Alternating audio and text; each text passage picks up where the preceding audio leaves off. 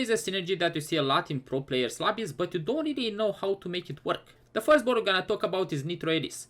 I know that we have Kindred, Shyvana, Nidalee 3-star, but Elise is the main carry. We're gonna get through it so everyone understands exactly how this board works. First of all, you need to start the game with Nidalee 2-star and Kindred 2-star if it's possible, and of course you want a Shyvana because when you play a reroll, you care more about the dino stacks than you care about like the main carries. Later in the game, you want your carries to be as strong as possible, but later it's like a combination of like dino being very strong with like multiple carries doing some damage. You don't only have like that one true carry that does a lot of damage and carry the entire fight. So how do we play it? Well, to make this board work, you need to hit Nidalee 3-star and Kindred 3-star as fast as possible. So that means at level 4, at 3-1, you want to roll until 33 gold to hit as many Nidalees and Kindred as possible.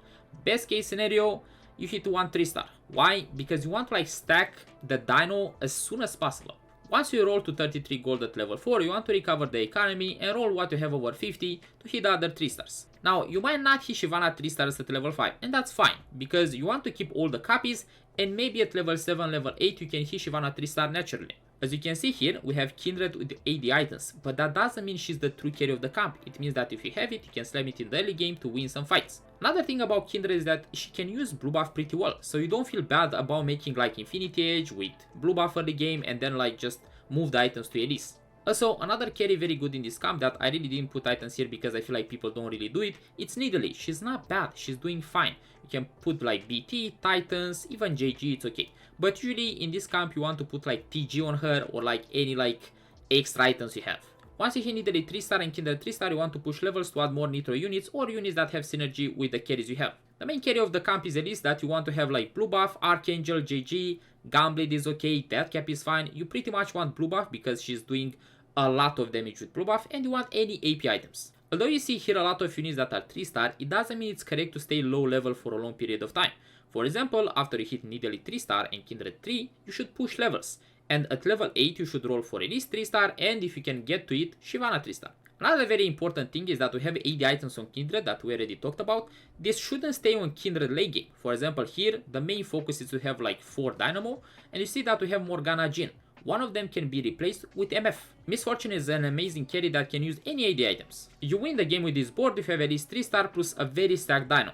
300 stacks means you like fight for 4th or 5th, 350 maybe you 4th and 3rd, and you have like over 400, you for sure can play for top 2. The second reroll board with Nitro is about Veigar. This is a bit of a niche camp, so I wouldn't recommend to play it in like most of the games. It's actually very hard to play this camp, and it's not like very easy to get good results. When it comes to items, you want Veigar with blue buff, Gunblade and Nashor. You can build JG also, it's not a bad item. You want to roll at level 6, try to hit Shyvana 3-star and Veigar 3-star. Of course, if you hit like a lot of copies or Nidalee or Kindred, try to 3-star them as well. The problem with this camp is that you really need to hit 4 Cyber Boss, and Kobuko, it's kinda hard to hit as well. Especially if you reroll for like Veigar and Shyvana, you're kinda behind tempo. I would personally play this board only if you have like Caretaker's ally with Veigar, or if you have like a Veigar 2-star opener with a Shyvana opener or something like that. But it's a very niche camp, so be very careful when you play it. Probably the most consistent board of Nitro is with Miss Fortune, because you can play tempo. But what exactly means tempo? Well, in this case with Nitro board, you want to have 3 Nitros as stage 2 and try to win streak by having like a Kindred 2-star with Infinity Edge, Striker's Flail and stuff like that. After that, you just try to push levels and go level 8 as soon as possible, and you move the 80 items to Miss Fortune, that is the main carry. Elise can keep any AP items, but do not put items on Aurora 1-star. Aurora can keep like any anti-heal like Morello and Red Buff and stuff like that. All the AP items should be on Elise 2-star. Why is this board so good exactly? Well, the board is actually kinda cheap when you think about it, because you only want like a Miss Fortune 2-star, like Sejuani 1-star, you only want to cast her once, it's not like she's casting multiple times, and you can go level 9 faster, where you can play legendaries. The only way to win with this board is to hit level 9 and to add Viego, Zac or Garen. You don't want to roll for any 3-stars, so don't get baited by Elise 3-stars if someone else plays Elise in the lobby, Kindred 3-star and stuff like that. Sure, you can pick them up if you have it, but the idea is to go level 9 as soon as possible and to save as much SP from stage 2 and once you hit MF 2-star in stage 4.